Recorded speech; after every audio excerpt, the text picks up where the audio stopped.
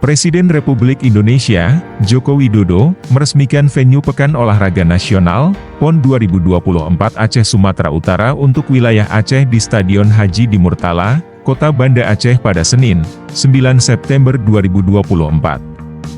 Presiden Jokowi turut didampingi istri, Iriana Widodo serta Menpora Dito Aryo Tejo.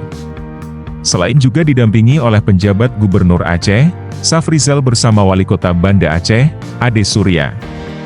Peresmian stadion tersebut juga mewakili peresmian ke-18 venue, tersebar antara lain di Banda Aceh, Kabupaten Aceh Besar, Pidi dan Kabupaten Aceh Tengah.